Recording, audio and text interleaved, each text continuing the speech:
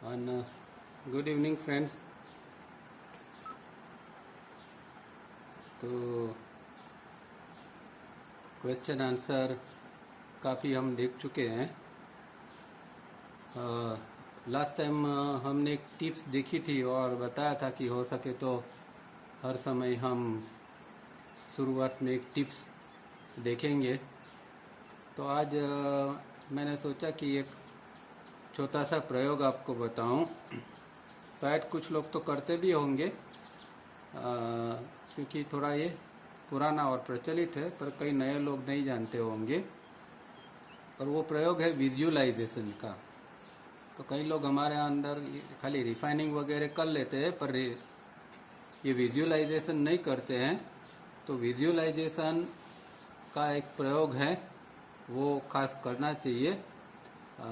और उसके अंदर हमें विजुअलाइजेशन तो कुछ भी कर सकते हैं। विजुअलाइजेशन का मतलब ही है कॉन्शियस इमेजिनेशन। नॉर्मली हम इमेजिन करते हैं तो कॉन्शियस नहीं होते, इमेजिनेशन हो जाता है। जैसे कि कोई शब्द सुना या बाहर से कोई कुछ देखा, उसका रिएक्शन के फॉर्म में हमारे अंदर कुछ इमेजिनेशन हो जाते हैं। जैसे कि एक शब्द सुनते केला, तो आँख के सामने केला आ जाता है। तो यहाँ भी इमेजिनेशन तो हुआ, पर वो कॉन्शियसली नहीं हुआ है। अब कॉन्शियसली में हमें क्रिएट करना पड़ता है कोई पर्टिकुलर चीज़ को। जैसे एक पेंटर किस तरह एक चीज़ को पेंट करता है, इसी तरह हमारे आँखों के सामने आँख बंद करके अंदर हमें किसी चीज़ को विजुअलाइज करना है। अंदर एक प्रकार का समझो एक ड्राइंग करना है, एक चीज़ को क्रिएट करना है। तो इस तरह हम विजुअलाइजेशन किसी भी चीज़ का कर सकते हैं। पर नॉर्मली जो हमारे लिए उपयोगी है साधक के लिए, वो 5 इंद्रियों जो है, वो 5 इंद्रियों के जो उसकी जो शक्ति है, उसका हमें विजुअलाइजेशन करना है। तो मतलब कि इंद्रिय, अभी यहाँ 2 शब्द है, तावरिया जी ने 2 शब्द क्लियर किए हैं। सामान्य रूप से इंद्रिय शब्द जो है वो एक ही शब्द सामान्य रूप से प्रचलित है, पर तावरिया जी ने थोड़ा और क्लैरिफाई करके बताया कि भाई एक है इंद्रिय और दूसरा है इंद्रिय अंग। तो 2 चीज़ है। इंद्रिय माने सेंस, यानी इंद्रिय अंग माने सेंस ऑर्गन। तो आँख है वो सेंस ऑर्गन है, कान है वो सेंस ऑर्गन है, पर उसके अंदर जो शक्ति जाती है और जो हमें जिसे हम देख सकते हैं, सुन सकते हैं, वो शक्ति जो अंदर आती है उसको इंद्रिय एक्चुअली कहा जाता है। तो क्योंकि क्या होता है कि ये शब्द ज़्यादा इंद्रिय शब्द और ज्ञानेन्द्रिय, कर्मेंद्रिय, इस तरह भी शब्द प्रचलित हो गए हैं। तो इसके कारण हम इंद्रिय और इंद्रिय अंग के अंदर भेद नहीं करते। जो 5 इंद्रिय द्वारा जो शक्ति अंदर आती है, हम जिसको इम्पल्स कहते हैं, इम्पल्स द्वारा जो अंदर आता है तन्मात्रा, वो तन्मात्रा जो है वो शक्ति है और वो सेंस है। तो सेंसिस का मतलब जो अंदर शक्ति आ रही है वो, और सेंस ऑर्गन का मतलब जो जिसके द्वारा हम एक एपरेटस है जिसके द्वारा हम इसका ये शक्ति का उपयोग करते हैं, देखने में, सुनने में, टेस्ट में, स्मेल में, एक त्वचा के ऊपर स्पर्श में। इस तरह 5 इंद्रिय का हमारा एक उपयोग होता है। तो हमें ये 5 इंद्रियों की जो है वो 5 का उपयोग विजुअलाइजेशन में करना है। और 1-1 मिनट ज़्यादा से ज़्यादा लगेगी। शुरुआत में थोड़ा टाइम लग सकता है, बाकी 5 मिनट के अंदर आप 5 इंद्रियों का विजुअलाइजेशन कर सकते हैं। जैसे कि आंख बंद करके विजुअलाइज करना है, तो आंख से जो है वो हमें एक विजुअलाइजेशन करना है। कुछ भी कर सकते हैं, पर फॉर एग्जांपल हम एक दीपक का विजुअलाइज कर सकते हैं। तो आंख बंद करी और कॉन्शियसली जो हमने कई बार दीपक को देखा है, दिया देखा है, तो उसको आंखों के सामने लाना है, उसको विजुअलाइज करना है आंखों के सामने, उसको पकड़ के रखना है थोड़ी देर के लिए। तो आंख से हम दीपक का एक विजुअलाइजेशन कर सकते हैं। फिर कान से हम गायत्री मंत्र का, तो तावरिया जी के स्वर में गायत्री मंत्र हम बार बार सुनते हैं, तो उसके भी हमारे कानों के अंदर तावरिया जी का गायत्री मंत्र जो है वो है अंदर आ चुका है। तो उसको हम विजुअलाइज करते हैं, जैसे कि कान से हम वो मंत्र सुनते हैं, तो इस तरह कान से ये विजुअलाइजेशन हो जाता है। फिर नाक से किसी चीज़ की सुगंध ले सकते हैं, पर जैसे कि धूप की सुगंध, तो धूप, यहाँ धूप को नहीं हमें विजुअलाइज करना है, उसकी सुगंध जो है उसको फील करना है। तो ये भी एक डिफरेंस समझना है, जो चीज़ों को है वो पर्टिकुलर तन मंत्र है, उसका ही हमें उपयोग करना है। तो जब नाक से ये करते हैं तो उस दौरान खाली हमें धूप की सुगंध या किसी भी चीज़ की सुगंध का ही उपयोग करना है, वो चीज़ को विजुअलाइज नहीं करना है। और इसी तरह जब हम स्पर्श है, तो स्पर्श के ऊपर जैसे कोई मोरपींछ है और वो हमारे शरीर पर, या हम खुद इसको हम जब हमारे त्वचा के ऊपर, हाथ के ऊपर घुमाते हैं तो कैसी एक फीलिंग आती है। मुंह के ऊपर हम एक फेदर घुमाते हैं, एक सॉफ्ट फेदर, तो कैसी एक फीलिंग आती है। तो इस तरह का हम इमेजिनेशन, विजुअलाइजेशन कर सकते हैं। और जीभ के ऊपर किसी एक प्रकार का टेस्ट का हम ये कर सकते हैं विजुअलाइजेशन। जैसे कि मुंह में जैसे एक स्वीट कोई स्वीट चीज़ रख दी है और उसकी वजह से एक स्वीटनेस का अनुभव अंदर मुंह में हो रहा है। तो इस तरह ये 5 इंद्रिय है, उसका पांचों का एक एक मिनट में आप विजुअलाइज कर सकते हैं। इसकी क्या ज़रूरत है? तो एक बात ये है कि एक हमारी जो इंद्रिया है उसको हमें पावरफुल बनाना है। अनफॉर्चुनेटली क्या है कि कुछ शास्त्रों में, और खास करके जो धार्मिक शास्त्र है उसमें इंद्रिया कुचल देने की बात है, और इंद्रिया सबसे बुरी है, इंद्रिय से निकलना चाहिए वगैरह वगैरह हम पढ़ते हैं। तो हम इंद्रिया का तिरस्कार करते हैं। हकीकत में इंद्रिया का कोई दोष है नहीं। गीता में भी पढ़ते हैं कि भाई इंद्रिया के द्वारा मन भटकता है। तो हकीकत में तो क्या है कि इंद्रिया तो एक माध्यम है, जो कल्प्रिट है, जो भटकने वाला है वो तो मन है। तो काबू में करना इंद्रिया नहीं है, काबू में करना का मन है। मन अगर वश में हो जाएगा तो फिर इंद्रियों का कोई सवाल ही पैदा नहीं होता है। तो ये खास बात ध्यान में रखनी है कि इंद्रियों को, कई लोग तो इंद्रियों को कुचल देते हैं। तो ऐसे भी सुना था पहले के जमाने में, भाई आंख फोड़ देते हैं ताकि कोई रूप का दर्शन ना हो और कुछ मोहित ना हो जाए। तो ऐसी ऐसी बातें पहले आती थी। तो ये सब नहीं होना चाहिए, क्योंकि इंद्रिया जो है उसका तो हमें, इंद्रिय का मतलब ही ये कि जो एक शक्ति हमारे अंदर आ रही है, तन्मात्रा अंदर आ रही है, उसका हम निरोध कैसे कर सकते हैं, उसको हम कुचल कैसे सकते हैं। वो चीज़ तो हमें आगे ले जाने के लिए बहुत ज़रूरी है। तो उसका ही अगर हम ये करेंगे तो हमारा विकास कैसे होगा। तो जो काम करना है वो मन के ऊपर काम करना है, या तावरिया जी की भाषा में कहे तो IESM केंद्रों के ऊपर काम करना है।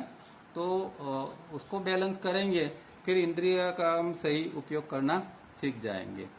तो एक ये टिप्स के रूप में एक विजुअलाइजेशन का प्रयोग मुझे याद आया, मैंने सोचा आज शेयर करूं। तो रोज 5 मिनट निकाल के कोई भी समय पर आप इसका प्रयोग कर सकते हैं।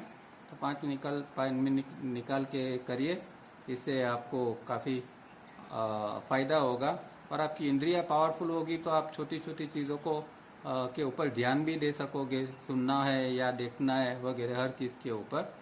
और इसका एक इंद्रियों का अपना एक सुख है। तो कई बार हम इंद्रियों का सुख भी गवा देते हैं। तो इंद्रिय का सुख ये जब पावरफुल होती है तो हमें मिलता है। ठीक है, तो ये एक विजुअलाइजेशन की बात हो गई। अब क्वेश्चन आंसर में आगे बढ़ते हैं। लास्ट टाइम हमने 3 बंधों के बारे में देखा था, और इससे पहले एक क्वेश्चन के अंदर प्लस इंटेंसिटी का क्या बेनिफिट है वो सब देखा था। डिसइंफेक्शन चैम्बर के बारे में भी देखा था।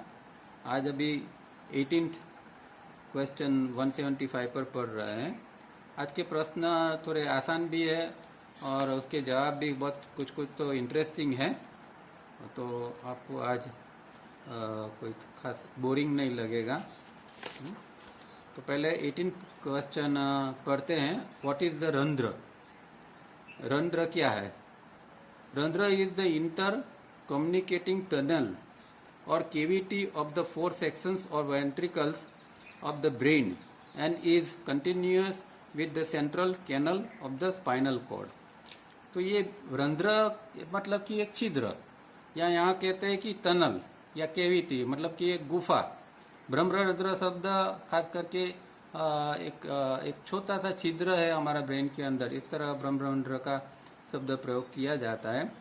पर यहाँ तावड़े जी कहते हैं कि ब्रेन के जो 4 सेक्शंस है उसके अंदर इंटर कम्युनिकेशन हो सकता है, और इसके लिए एक ऐसी टनल है या ऐसी गुफा है कि जहाँ से मैसेज का आना जाना होता है, मतलब इंटर कम्युनिकेशन उसको होता है। और वो ये अपनी जो स्पाइन कोड है वो स्पाइनल कोड के साथ भी वो जुड़ा हुआ होता है। तो ब्रेन प्लस स्पाइनल कोड के जुड़ी हुई एक जो सूक्ष्म चीज जो हमारे ब्रेन के अंदर है उसको ब्रह्मरंध्र कहते हैं। योग के अंदर ब्रह्मरंध्र का बहुत महत्व है, और ब्रह्मरंध्र को छेदना होता है, उसको पेनिट्रेट करना होता है। तो वो एक विधि है, फिर आगे उसकी बात करेंगे। This cavity is constantly secreting A fluid called the nectar of life और द सेरेब्रो स्पाइनल फ्लूइड। अब ये जो कैविटी है, ब्रेन जो है, ब्रेन के अंदर जो एक कैविटी है उसके अंदर से एक फ्लूइड का सिक्रेशन होता है। साइंस की भाषा में उसको सेरेब्रो स्पाइनल फ्लूइड कहते हैं, और योग की भाषा में उसको नेक्टर ऑफ लाइफ कहते हैं, मतलब कि अमृत। तो हम जब योग के ग्रंथ पढ़ते हैं और कुछ मुद्राओं का पढ़ते हैं तो हमें पता चलता है कि उसके अंदर कुछ मुद्रा करके ये अमृत पान योगी करते हैं, ऐसा वर्णन हठयोग की किताबों में आता है। और खास करके आप जब खेचरी मुद्रा का पढ़ते हैं तो खेचरी मुद्रा के अंदर ये चीज आती है।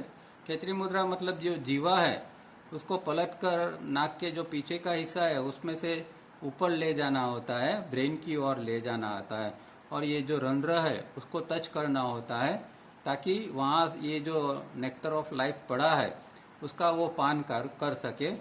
और वो बहुत जरूरी है। कहते हैं कि ये नेक्टर ऑफ लाइफ मतलब कि ये जो ब्रेन के अंदर ये जो चीज है उससे पूरा बॉडी की कायाकल्प हो जाती है, और यहाँ तक हो जाता है कि जो शरीर के अंदर जो खून है, जो रेड ब्लड है, वो धीमे धीमे सफेद हो जाता है। क्योंकि नेक्टर सफेद होता है तो जिस तरह नेक्टर धीरे धीरे धीरे टपकता रहता है, तो सालों के बाद योगी के शरीर के अंदर जैसे कि एक खून उसका वाइट हो गया हो, इस तरह मतलब पूरा जो शरीर है वो नेक्टर से भर जाता है और उसकी नसों के अंदर नेक्टर ही घूमने लगता है। ऐसा योग शास्त्र कहते हैं, योग शास्त्र के अंदर ऐसा वर्णन आता है। और ये सही भी है क्योंकि कुछ उदाहरण ऐसे है कि जिसके अंदर इस तरह की बातें भी आती है।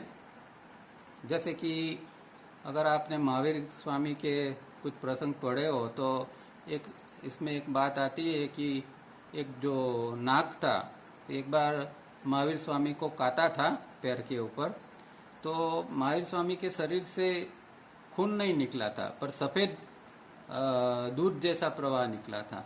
तो जो ये हम बात कर रहे हैं नेक्टर, वही बात है। तो योगी जब बहुत आगे एडवांस होता है तो उसके अंदर इस तरह का पूरा शरीर के अंदर ये सफेद अमृत ही घूमता रहता है।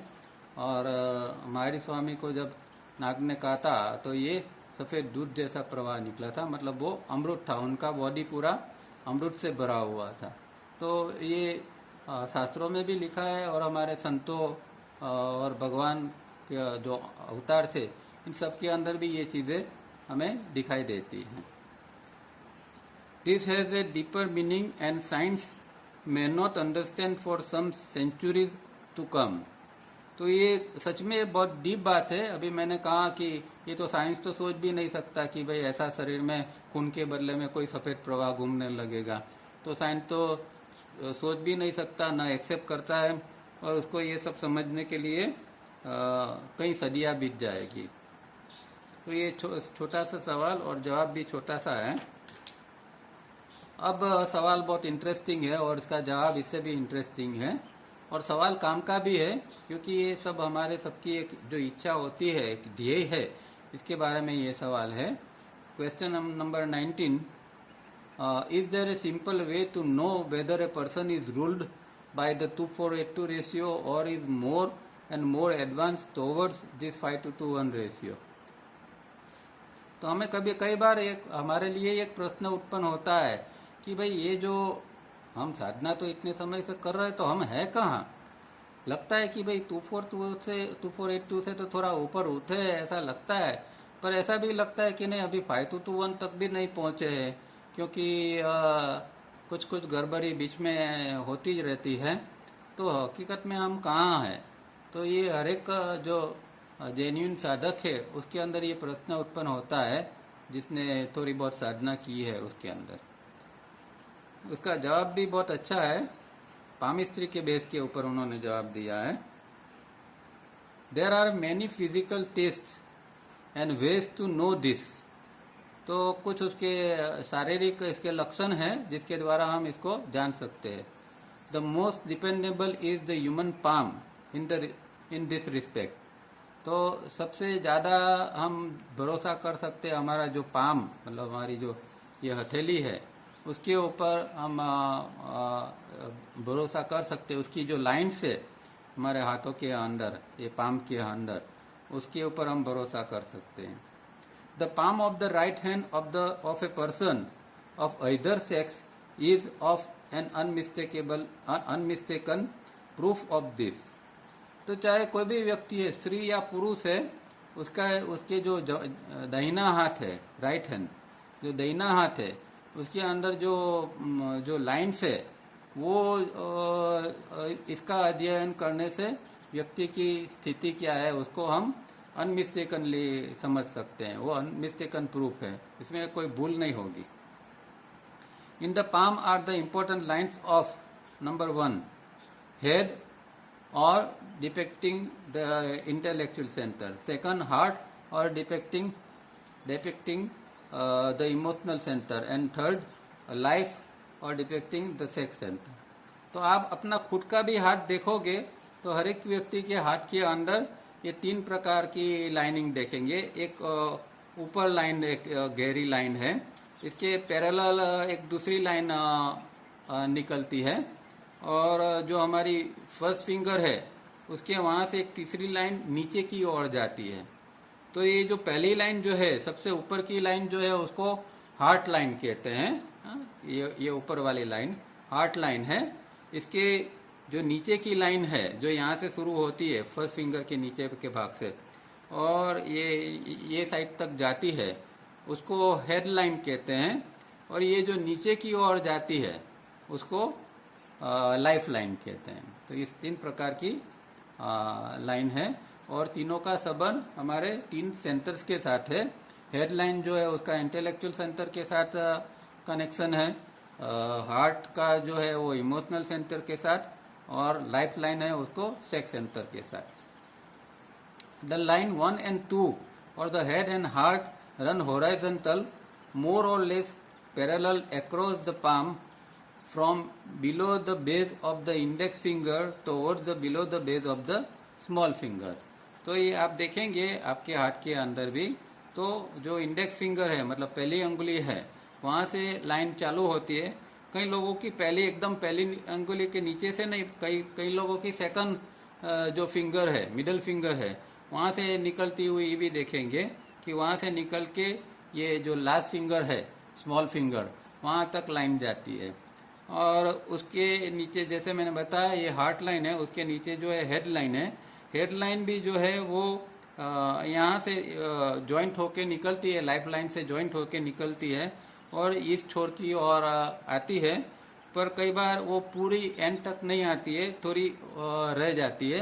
ये हर एक इंडिविजुअल के अंदर ये लाइन का डिफ्रेंसिएशन रहेगा, क्योंकि ये लाइन जो है वो व्यक्ति की बीइंग की स्थिति है, अंदर की एक स्थिति है, व्यक्ति कहाँ पहुंचा हुआ है ये रिफ्लेक्ट करता है। इसीलिए और हर व्यक्ति का स्टेट ऑफ माइंड जो है वो एक सरखा नहीं होता है, इसीलिए हर एक की लाइन जो है वो हमेशा अलग अलग होगी। In the case of 2:4:8:2 ratio this 2 lines will run parallel like 2 railway lines laid with care and attention. तो जिसका भी 5:2:1 इन द केस ऑफ 5:1, जब 5:1 का जो रेशियो वाला जो केस है उसको हाथ के अंदर देखेंगे तो जैसे कि रेल की दो पटरियां कैसे एकदम पैरेलल होती है, तो इसी तरह ये हेड लाइन और हार्ट लाइन जो है एकदम समांतर होती है।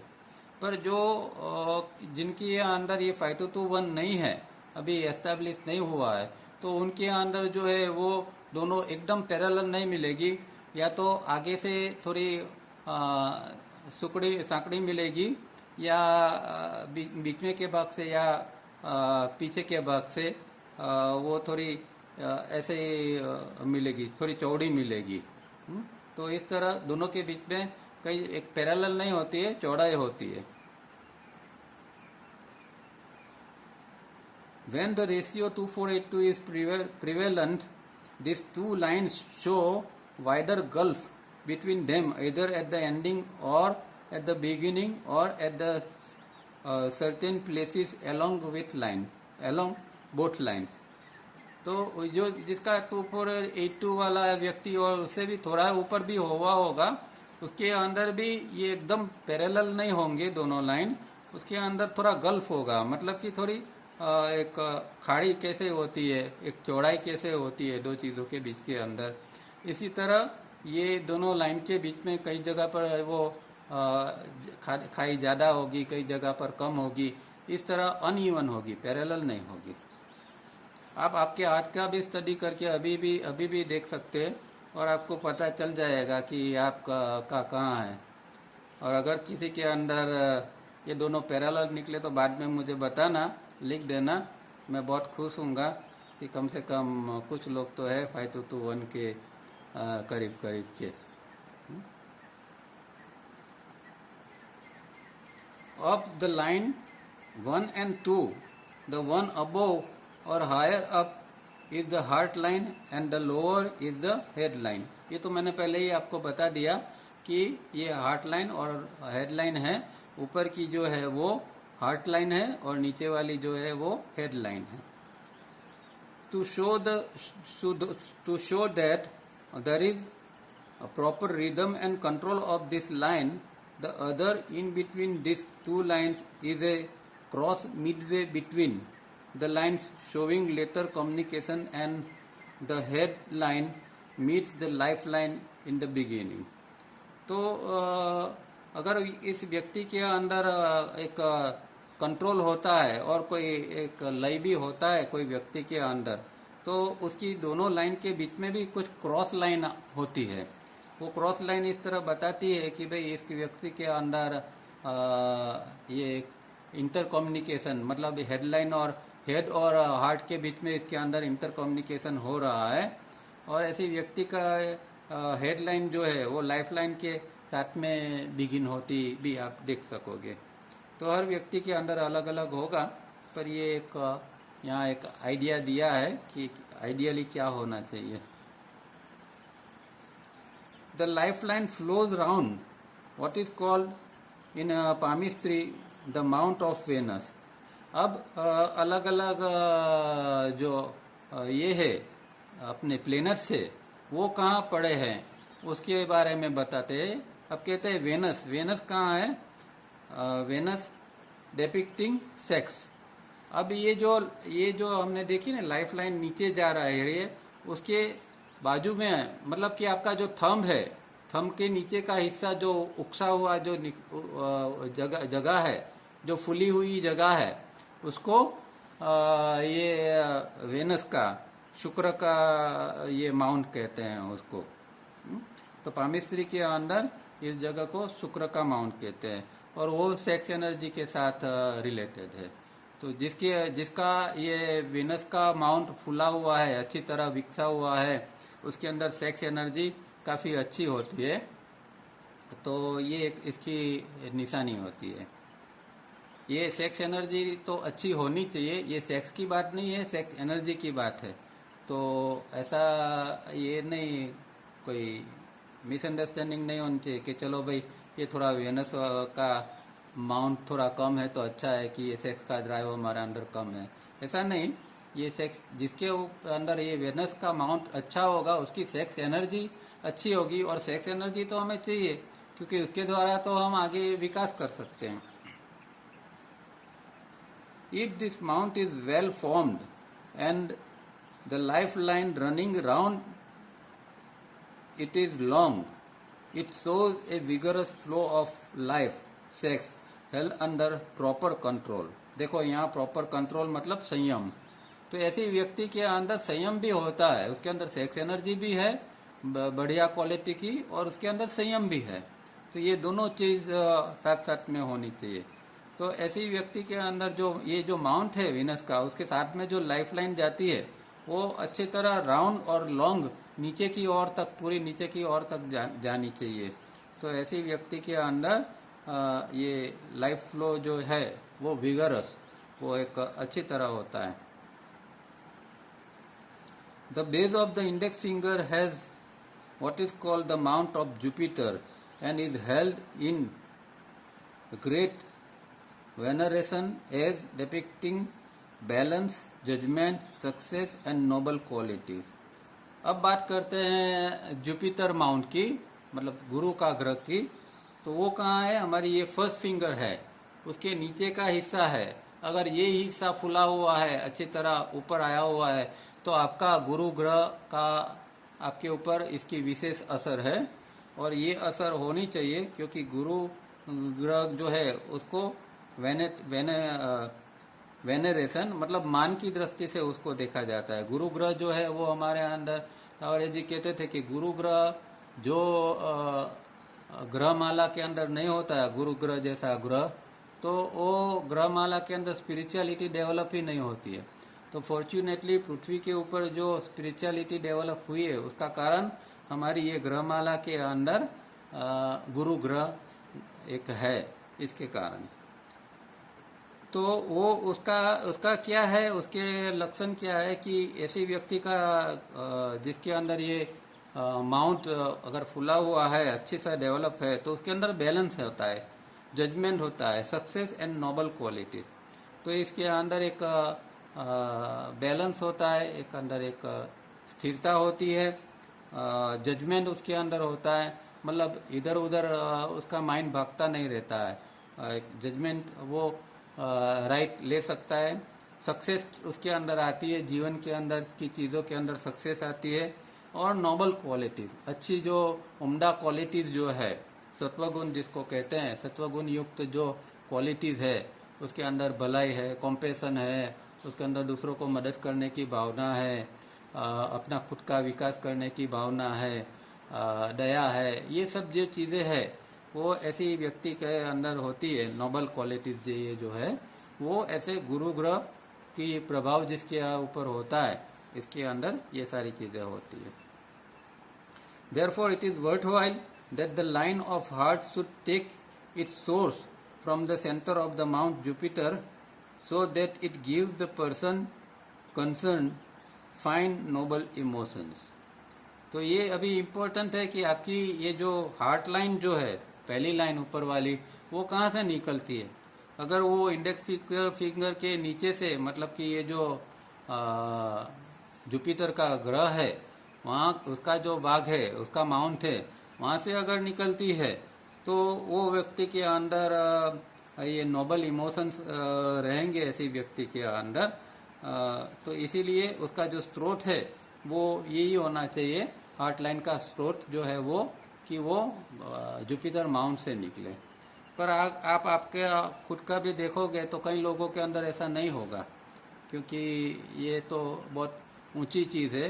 बहुत नसीबदार व्यक्ति होते हैं कि जिसके अंदर इस तरह की ये अगर गुरु माउंट से ये लाइन, हार्ट लाइन निकलती है, तो बहुत सदनसीब लोग हैं। पर ज़्यादातर लोगों में ऐसा होगा नहीं। ज़्यादातर वो सेकंड फिंगर के नीचे का हिस्सा है वो सैटर्न का है। सैटर्न माने शनि, तो वो शनि का माउंट है। तो कई लोगों का वहाँ से निकलती है, तो जुपिटर से अगर निकलती है तो बहुत अच्छा है। Opposite the mount of Venus is the mount of moon. अब ये जो है हमारे, ये देखा कि ये हमारे अंगूठे के नीचे का हिस्सा जो है, उसके बरोबर सामने नीचे वाला हिस्सा जो है उसको मून का माउंट कहते हैं, चंद्र का माउंट कहते हैं। And right above it far up below the base of the little finger is the mount of mercury. और ये जो लास्ट फिंगर है उसके नीचे का तुरट का हिस्सा जो है उसको मर्क्यूरी माने बुध का माउंट उसको कहते हैं। एकदम नीचे वाला जो है वो मून का भाग है और एकदम ऊपर वाला ये फिंगर के नीचे का हिस्सा, लास्ट फिंगर के नीचे का हिस्सा, उसको ये मर्क्यूरी मतलब कि बुध का माउंट इसको कहते हैं।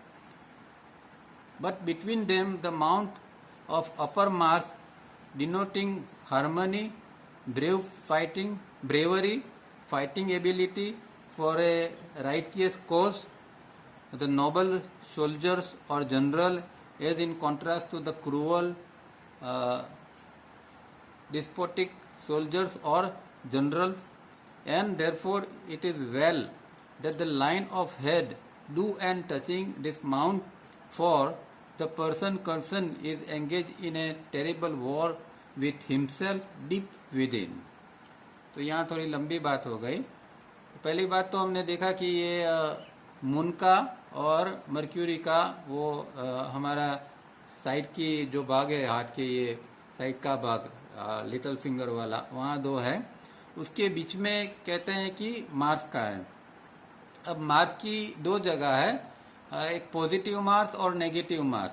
तो एक जगह ये जो हमारा जुपिटर और वेनस है उसके बीच में भी एक मार्स है, और एक जो है ये मर्क्यूरी और मून उसके बीच में का हिस्सा भी मार्स है। तो मार्स के अंदर दो प्रकार के ये है, पॉजिटिव और नेगेटिव। तो ये जो है मर्क्यूरी के नीचे वाला जो मार्स है उसके अंदर अगर वो वहां तक ये लाइन जाती है, हमारी हार्ट लाइन या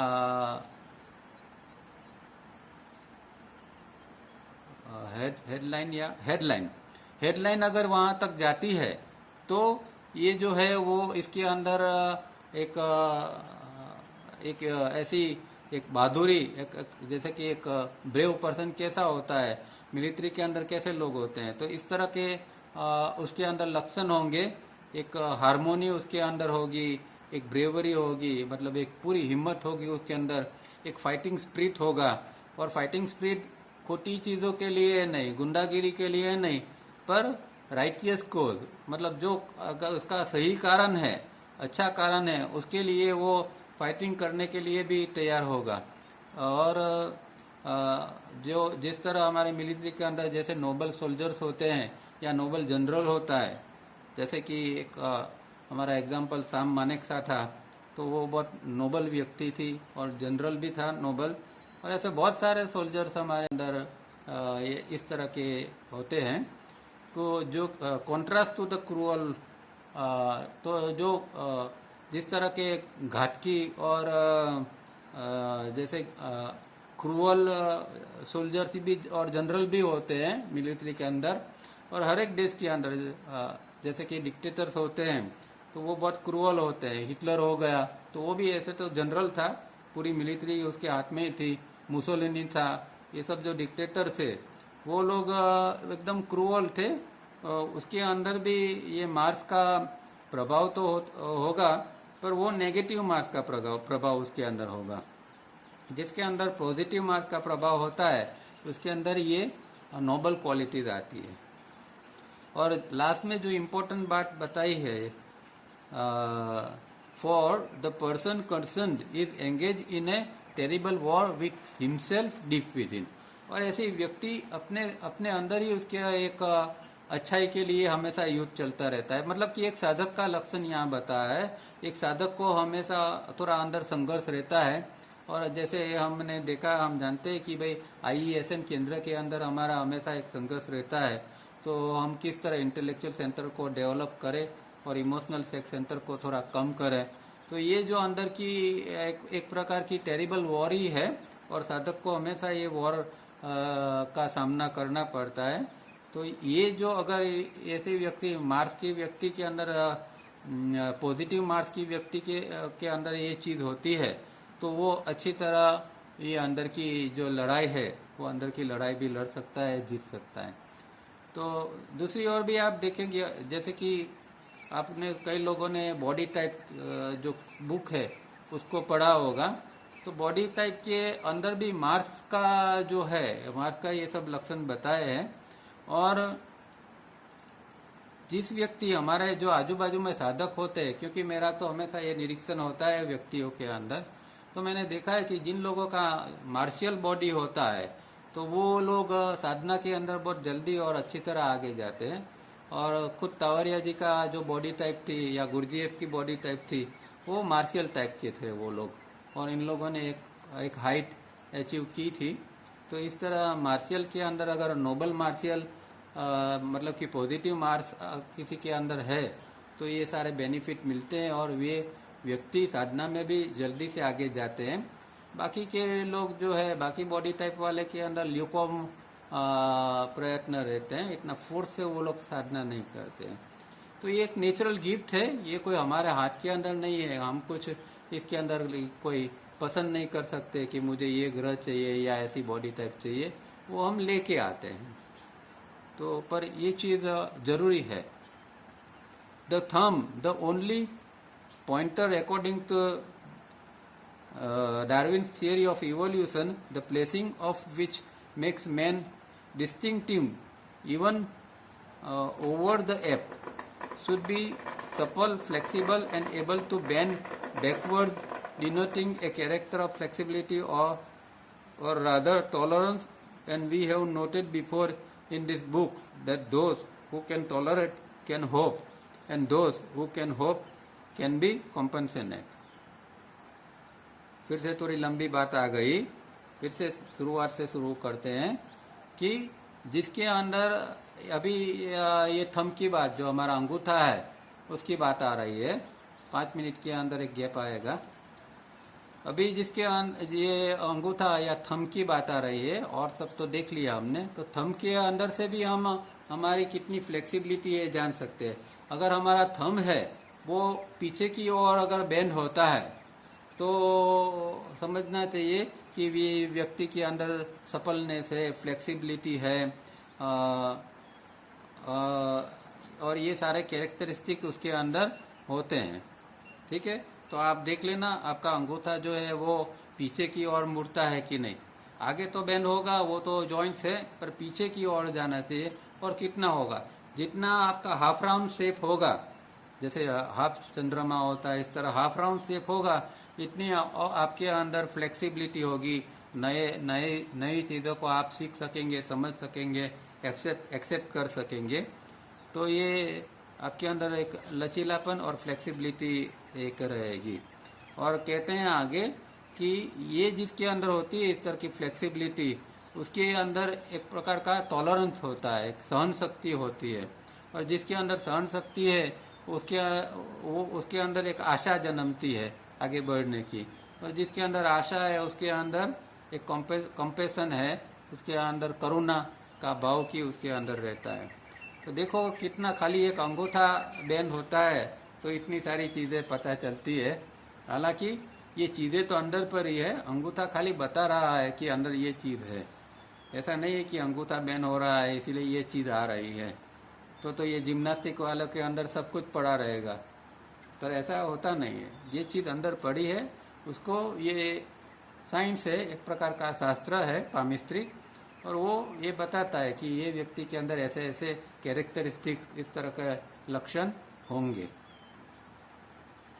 should the line of the heart curve of to either the long finger or drop and join the head line, the emotions are not control and dominate the intellectual. अब जिसकी heart line जो है वो head line की ओर झुकी हुई होती है, तो या फिर ये जो अपनी सेकंड फिंगर है, मिडिल फिंगर है, उसकी ओर जाती है। दो तरह की होगी, या तो वो ऊपर सेकंड फिंगर की ओर जाएगी, सेकंड की ओर जाएगी, या फिर नीचे झुक के हेड की ओर आ जाएगी। दो प्रकार की आप देख सकेंगे। तो ऐसी व्यक्ति के अंदर इसका मतलब ये है कि उनके इमोशंस उसके कंट्रोल में नहीं है, और उसका इंटेलेक्चुअल सेंटर जो है वो हमेशा मार खाया है, उसके ऊपर डोमिनेशन रहता है। तो इंटेलेक्चुअल सेंटर दबाया हुआ है इमोशन सेंटर के अंदर।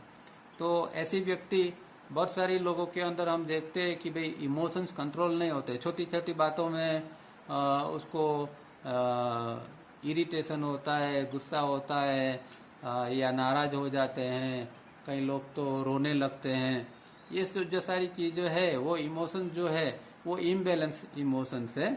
और ये इसका आप रिफ्लेक्शन हाथ के अंदर इस तरह देख पाओगे कि ये लाइन जो है दोनों लाइन एकदम करीब करीब की होगी या फिर ऊपर की ओर जाती होगी, ये हार्ट लाइन। तो ये भी एक इसका एक कैरेक्टरिस्टिक हार्ट ये यहाँ है। So the line of head at its ending drop and fall toward the mount of moon explain above, then sex center dominates the intellectual center। और किसी व्यक्ति की ये जो हेडलाइन है वो सीधी जाते जाते फिर झुक जाती है ये माउंट की ओर, मून के माउंट की ओर, तो भी ऐसा समझना चाहिए कि इसके ऊपर सेक्स सेंटर का प्रभाव ज़्यादा रहता है। तो अंतिम बात ये है इस क्वेश्चन की कि अभी ये जो हमारे हेडलाइन है, अनम्यूट, तो अंतिम बात इस क्वेश्चन की ये है कि जो हमारी हेडलाइन है वो अगर नीचे झुकते हुए फिर मून का माउंट है, चंद्र का जो पर्वत है उसकी ओर जाती है, तो वो व्यक्ति के अंदर सेक्स सेंटर का डोमिनेशन रहेगा और इंटेलेक्चुअल सेंटर दबा हुआ रहेगा।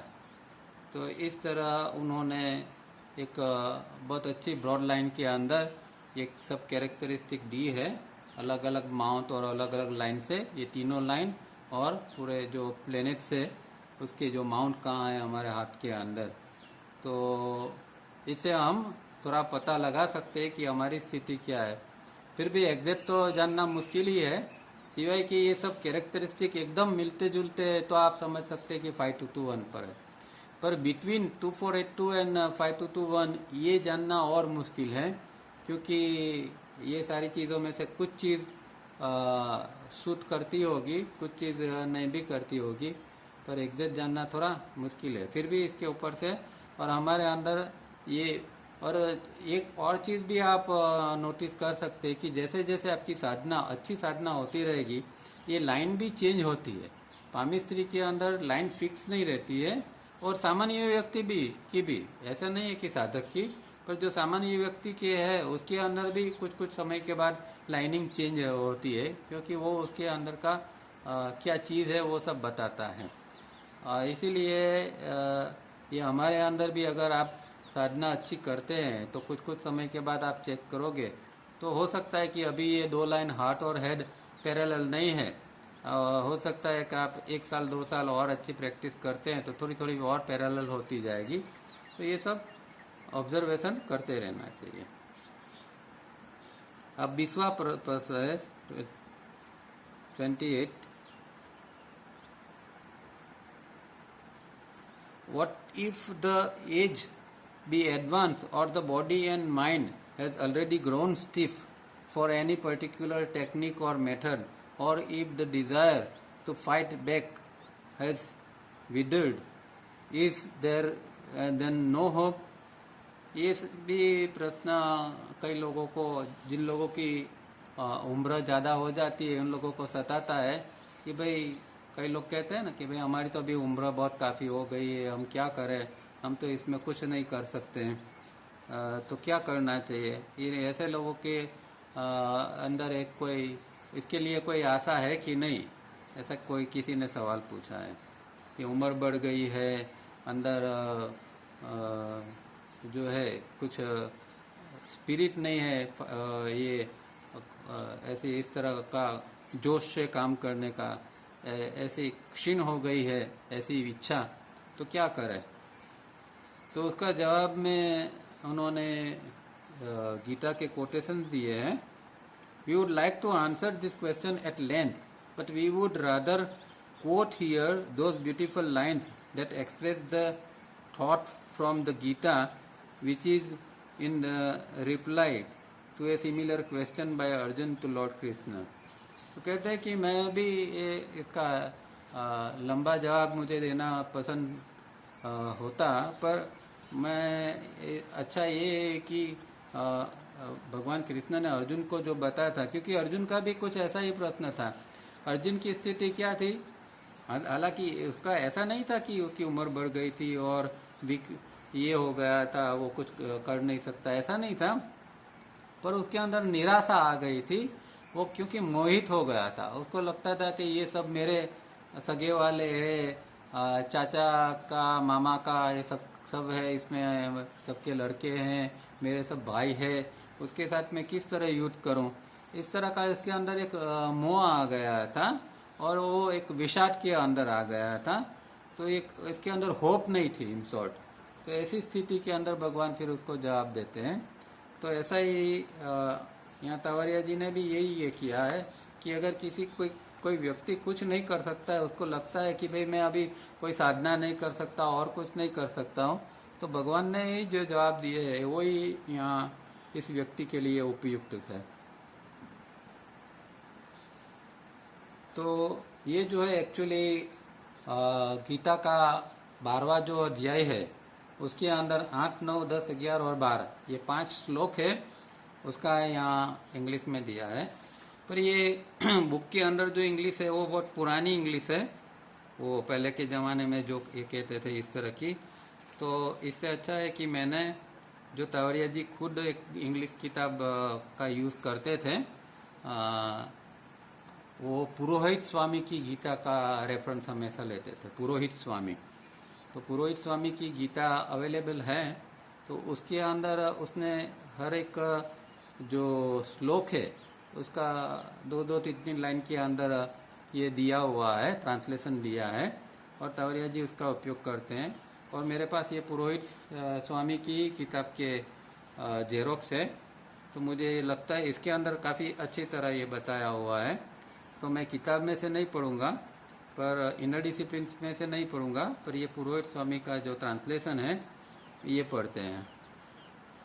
तो जो पहला है श्लोक 8 का, उसमें कहते हैं, then let thy mind cling only to me, let the intellectual abide in me, and without doubt thou shalt live hereafter in me alone. तो पहला क्या कहते हैं भगवान कि तू जो है तेरा मन और बुद्धि जो है वो मेरे साथ जोड़ दे, मेरे अंदर ही उसको लगा दे, और इसके बाद में तू मेरे अंदर ही निवास कर सकेगा, इसमें कोई शंका नहीं है।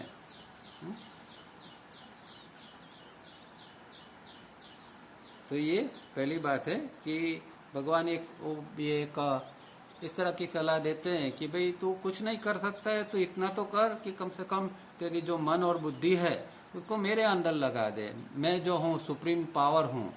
तो हम भी ये कर सकते हैं, हालांकि हम साधना तो करते हैं, फिर भी ये हम कर सकते हैं कि हमारे मन बुद्धि को जो है वो हम भगवान को अर्पित करते हैं और इसके साथ जुड़े रहने का प्रयत्न करते हैं। तो ये हमारे लिए भी है, ऐसा नहीं है कि कोई किसी व्यक्ति है इसके लिए।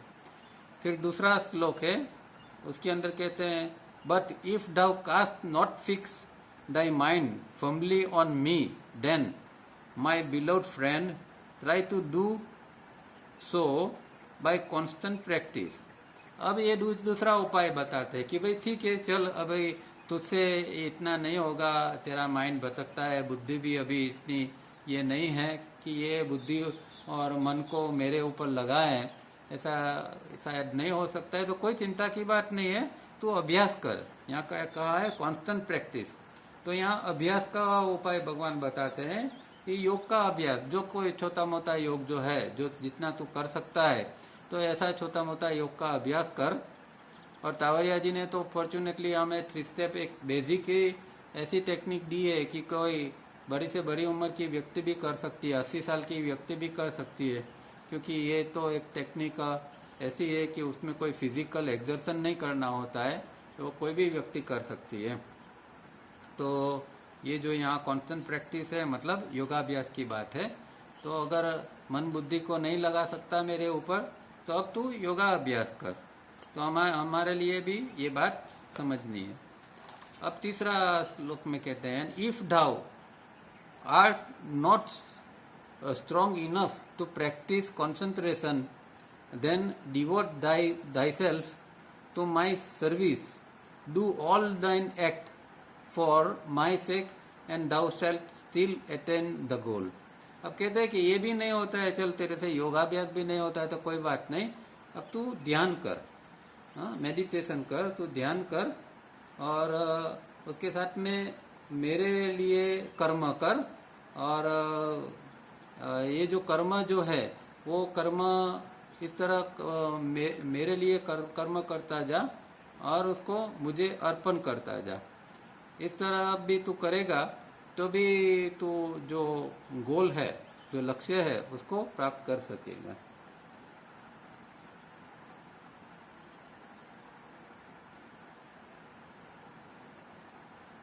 और फिर कहते हैं कि and if thou art too weak even for this, then seek refuge in union with me, and with perfect self-control renounce the fruit of all thy action।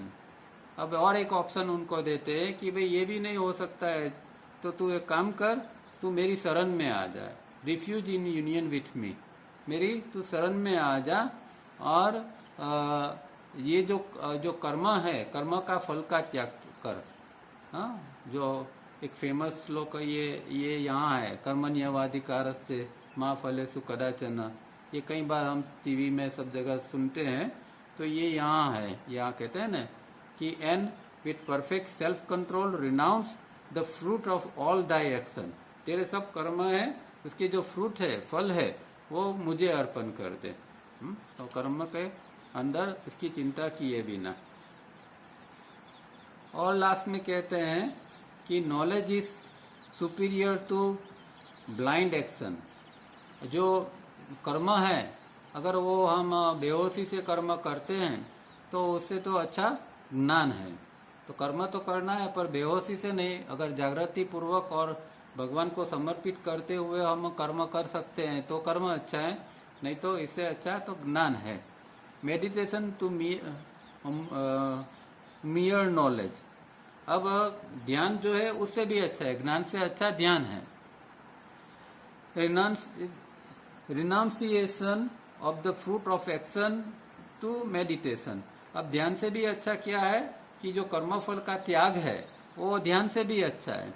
And where there is renunciation peace will follow. और जब ये कर्मफल का त्याग कर देता है, कर्मफल का त्याग मतलब कि हमारे मन के अंदर जो चिपका हुआ है वो सब चीजों का हम त्याग करते हैं। मन के अंदर कोई चीज को चिपकने ही नहीं देते हैं, किसी चीज के अंदर हम आसक्ति ही नहीं रखते हैं। ऐसी जो स्थिति अंदर बनती है तो अंदर फिर पीस फॉलो, मतलब शांति फिर अंदर आ जाती है। तो तावरिया जी ने इस तरह 5 प्रकार के ये जो भगवान ने जो उपदेश दिए थे, यही उसका जवाब यहाँ दे दिया है। अब 21वां सवाल जो है वो बहुत उपयोगी है पर बहुत लंबा है, तो आज नहीं हम पढ़ते हैं। पर 22वां सवाल जो छोटा सा है और सिंपल भी है उसको ले लेते हैं। और 21वां सवाल आसनों के ऊपर है, वो हम नेक्स्ट वीक में लेंगे। तो 22 का सवाल जल्दी से देख लेते हैं। In short, what is the greatest gist of whatever you wish to convey to the reader. तो किसी ने पूछा कि भाई इतना सारा आपने ये सब बताया, इसमें से उसका जिस्ट क्या है, उसका निष्कर्ष क्या है जो आप बता रहे हैं। तो ये रीडर के लिए आप बताइए कि क्या आप कहना चाहते हैं। उसके आंसर में कहते हैं तावरिया जी, माई डियर लेजी रीडर। तो बहुत सारे ऐसे लेजी रीडर होते हैं जिनको सब तैयार चाहिए, बोलते हैं ये कौन सारी इतनी किताब पढ़े और इसमें से ढूंढे क्या करना क्या नहीं करना, आप खुद ही बता दो ना हमें शॉर्ट के अंदर की क्या करना है।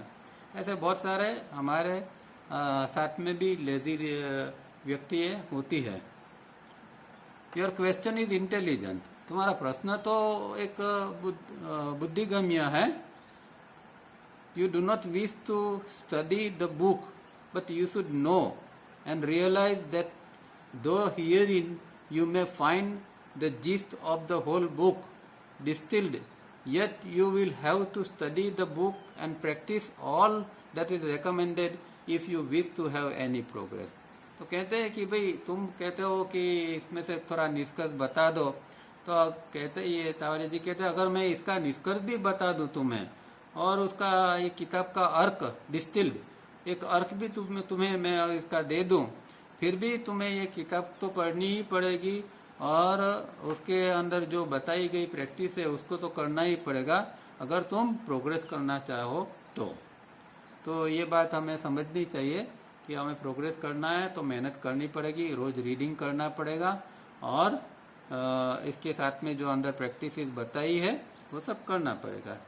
Now to begin with first take up a subject and in some half hour daily allot for this mental exercise. Think on that subject and note carefully all the drifts. अब इस किताब के जो पहले 3 चैप्टर जो drift के ऊपर है, यहाँ ये पूरा प्रोग्राम देते हैं कि आपको क्या क्या करना चाहिए. तो पहली बात ये कहते हैं कि रोजाना आधा घंटा आप निकालिए और ये एक मेंटल एक्सरसाइज करनी है. उसके अंदर आप आराम से बैठिए और एक सब्जेक्ट को पसंद करिए, एक ही सब्जेक्ट, पर्टिकुलर सब्जेक्ट, और सब्जेक्ट के ऊपर ही आधा घंटा तक आप विचार करते रहिए. और उसके दौरान बीच बीच में आप कहाँ ड्रिफ्ट हो जाते हैं, ये सब्जेक्ट से कहाँ विचलित होकर दूसरा सब्जेक्ट में चले जाते हैं, उसकी एक नोट बनाओ.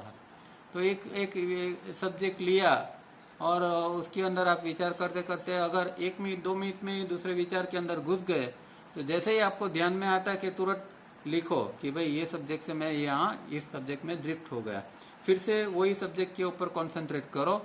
थोड़ी देर के बाद फिर आप ड्रिफ्ट हो जाओगे तो फिर से लिखो. इस तरह आपको नोट बनानी है. Keep a diary, make summaries every week, और फिर इसकी समरी भी निकालनी है हर हफ्ते. Note the weaknesses that they convey in order of magnitude. तो कौन सी वीकनेस सबसे ऊपर है उसका एक क्रम बनाओ और इस तरह इसको लिखते जाओ. Take up corrective method and if need be special corrective method. तो करेक्टिव मेथड इसके अंदर फिर अप्लाई करो कि भाई ये मेरी वीकनेस है तो ये वीकनेस के लिए ये मैं करेक्टिव मेथड का अभ्यास करूंगा. And then along the line shown have your own corrective method drawn up. और फिर अपना खुद का भी आप कोटेशन बनाओ वो करेक्टिव मेथड के लिए, जैसे कि हमने आगे देखा है करेक्टिव मेथड के अंदर. Checkup every 3 months for every quarterly analysis. तो हर 3 महीने ये 3 महीने का एक सब नोट करते जाओ और 3 महीने इसका एनालिसिस भी करते जाओ. Simultaneously start of the sleep reducing formula and bring the hours from 11 PM to 5 AM local time. अब ये पहला काम उन्होंने ड्रिफ्टिंग का दिया, दूसरा ड्रिफ्टिंग में से जो वीकनेस निकलती है उसके अंदर करेक्टिव करने को काम. अब स्लीप के ऊपर काम करने को कहते हैं कि अगर आप 8 घंटा या 7 घंटा सोते हो तो 11 से 5 के बीच में ही सोने का प्रयत्न करो. आजकल तो बहुत लोग 12 बजे, तो आप कोई भूल से जरा व्हाट्सएप खोल के देखोगे तो 12 बजे तो आराम से लोग, 12 तो कोई अभी चीज ही नहीं है लोगों के लिए. 12 बजे तो आप व्हाट्सएप पर सबको देखेंगे कि हाँ ये सब फोन मचरते हुए आप देखेंगे. तो ये गलत है. 11 बजे आपको 10:30 को लाइट बंद करके गायत्री चालू कर देनी है और 11 बजे आपको सो जाना है और 5 बजे आपको उठ के फिर से ये सब प्रैक्टिस करनी चाहिए. Simultaneously reduce the food intake in quality and also in frequency till you reach one midday meal of 24 hours. अगर अभी आप दिन में 2-3 बार खाना खाते हैं तो एक ही बार दिन में खाना खा सके इस तरह का आयोजन कीजिए. और जो क्वांटिटी है ज्यादा उसको भी कम करते जाए. फ्रीक्वेंसी और क्वांटिटी दोनों को कम करते जाना है. तो वो बताते हैं कि भाई दिन में एक बार खाना, और कितना खाना चाहिए, 24 मोरसेल्स, 24 निवाला. तो अगर 24 निवाला आप 24 घंटे के लिए 24 निवाला खाना चाहिए, ये उनकी एक फॉर्मूला थी. चेकअप 20 और 30 times a day in which centre you are. अभी ये हमारे साथ साथ में सेंटरों का भी अभ्यास करना है कि अभी इमोशनल सेंटर में हो, कोई सेक्स के विचार आ रहा है सेक्स के सेंटर में चला गया हूँ, या कोई अच्छे विचार आ रहा है इंटेलेक्चुअल सेंटर में हो, किस तरह कौन से सेंटर में अभी मेरी स्थिति है। ज़्यादातर तो हम इमोशनल सेंटर के अंदर ही हमारी ड्रिफ्टिंग होती रहती है, फिर भी ये अभ्यास करना चाहिए। Simultaneously adopt the 3-step rhythmic breathing master in one step at a time till you can do it for 24 hours and 12 rhythmic breaths a minute। तो 3 स्टेप है, उसका पहला ही स्टेप कोई है उसको आप मास्टर करो 3 स्टेप का।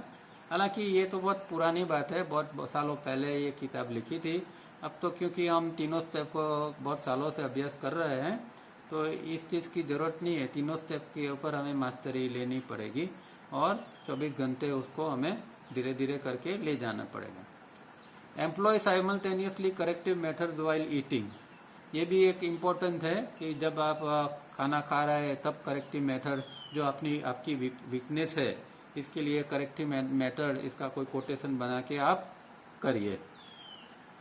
स्टडी द मेन चार्ट, अब जो IESM चंद्र का चार्ट है और दूसरा ब्रेन चार्ट भी है, तो इंटेंसिटी का चार्ट का भी अभ्यास हम कर सकते हैं। और ब्रेन चार्ट का भी आपको, क्योंकि उसके अंदर अलग अलग ब्रेन की स्थिति 2482, 5221, 3A, 3B, 3C ये सब बताया हुआ, तो किसी के साथ में आप इसका भी अभ्यास कर सकते हैं। अवॉइड लीकेजेस ऑफ सेंटर, भी IESM केंद्र के अंदर कौन से केंद्र के अंदर आपकी वीकनेस है और कहाँ से वीकनेस ये लीकेज होता है उसको भी ढूंढो और इसको अवॉइड करो। Be very moderate in sex, और सेक्स जो है वो भी मॉडरेट होना चाहिए, बार बार फ्रिक्वेंटली सेक्स नहीं होनी चाहिए क्योंकि सेक्स एनर्जी बहुत काम की चीज़ है। Keep to good and constructive reading if you have time, अगर समय है तो कुछ अच्छा पढ़ो, कंस्ट्रक्टिव या फिर जो आइडिया अच्छा दे सके इस तरह का कोई ऐसी छोटी मोटी किताब हो या फिर ऐसे चीज़ों को मत पढ़ो कि जो लेखक होते हैं, जो ऑथर होते हैं, उन्होंने कुछ एक्सपीरियंस किया होता है, ऐसे लेखक की किताबें पढ़नी चाहिए। Learn the proper way to issue a command through the intellectual centre to take care of the emotion and sex centre, ये तो हम आगे देख चुके हैं कि हमें ये तो खास करना ही है कि भाई इमोशन और सेक्स, हमारा इंटेलेक्चुअल सेंटर जब कमांड देता है तो इमोशन सेक्स सेंटर उसको पलट देते हैं, तो ये नहीं है होना चाहिए। और इंटेलेक्चुअल सेंटर सही ढंग से कमांड दे इन्हों को, ये भी सीखना पड़ेगा, हमें इसका अभ्यास करना पड़ेगा। स्टडी दिस बुक केयरफुली, इस किताब का भी बहुत ध्यान से आप अभ्यास करिए। Read and re read the book, इसको बार बार पढ़ते रहिए। और ये बात सही है बिल्कुल, आप समझते हैं कि ये देखो ये हम इतने साथ में पढ़ते हैं तो इतना कुछ इसको हम एक्सप्लोर कर सकते हैं, इसको हम कुछ समझ सकते हैं। आप सोचिए आप अकेले पढ़ते हैं तो आप क्या इसके ऊपर कितना आप पॉन्डर ओवर कर सकते हैं, आप कितना इसके ऊपर ध्यान लगा के पढ़ेंगे। आप लाइन टू लाइन पढ़ते जाएंगे, उसके अंदर डीप में नहीं जाएंगे। अब तो क्योंकि हम यहाँ एक डायलॉग कर रहे हैं तो एक एक लाइन के अंदर हम इसको समझने का प्रयत्न करते हैं, तो इसको बार बार पढ़ना चाहिए और हो सके तो ग्रुप में पढ़ना चाहिए। Watch that 2:4:2 ratio of the centres is slowly changing to 5:1, ये भी हमें ध्यान में रखना है। Keep the purpose of life and birth constantly before you during the whole day, तो आपके सामने एक आपका ये जीवन का एक पर्पज क्या है, जीवन किस लिए हमने लिया है और हम क्या करना चाहते हैं इस जीवन के अंदर, जो है आपका पर्पज। तावरे जी ने तो यहाँ दिया है, पर फिर भी आपका जो पर्पज है तो इसके मुताबिक क्या आप जी सकते हैं, इसको बार बार आपकी आंखों के सामने लाओ। Checkup frequently during the day to see that you have not lost sight of that purpose for anything that is done, however nice and satisfactory. If not fulfilling the purpose, it is a drift. तो आपके आँख के सामने हमेशा ये purpose रहना चाहिए और ये पर्पस का क्यों मिस करके, इसको छोड़ के, इसके भोग दे के हमें दूसरा कुछ नहीं करना चाहिए, चाहे वो कितना भी ब्यूटीफुल हो, नाइस हो, सेटिस्फैक्टरी हो, पर ये पर्पस के अलावा, मतलब कि जो कुछ करना है पर्पस के लिए, पर्पस के साथ में ही करना है, पर्पस के अनुसंधान में ही करना है। तो इस तरह आप करो, नहीं तो ये अगर इसके अलावा करते तो ये तो एक ड्रिफ्ट हो जाएगी। तो इस तरह यहाँ क्वेश्चन ख़त्म होता है और हमारा टाइम भी ख़त्म हो गया है। तो यहाँ ये लास्ट क्वेश्चन के अंदर पूरा प्रोग्राम दिया है, आपको इसको फॉलो करना चाहिए 22 के ये क्वेश्चन के अंदर। तो इसको इसमें से जितना हो सके इतना करिए। अब टाइम तो ख़त्म हो गया, फिर भी कोई किसी को कोई खास प्रश्न है तो यहाँ पूछ सकते हैं।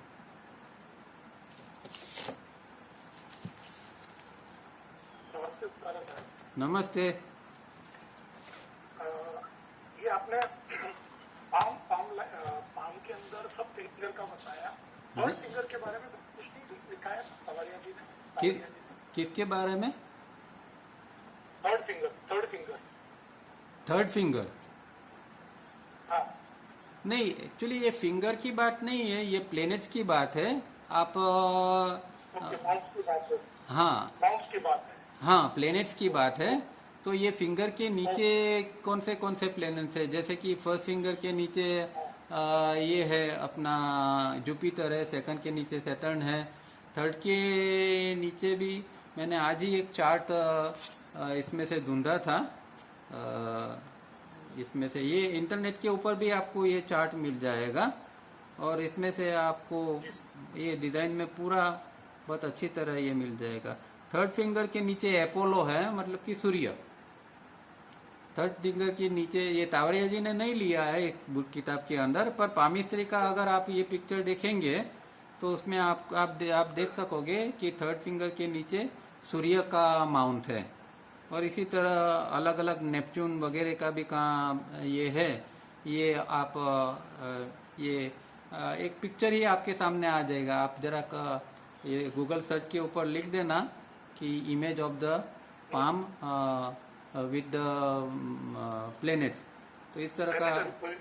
हाँ, तो ये। थैंक यू तारा साहब। Okay okay. और किसी को कोई प्रश्न हो तो बताइए।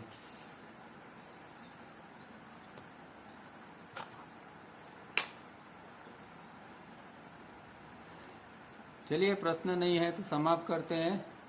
आप भी जरा जाके चाय बाय पीजिए, मगज को फ्रेश कीजिए। मुझे भी चाय पीनी बाकी है। नेक्स्ट वीक फिर से मिलेंगे। धन्यवाद। Thank you.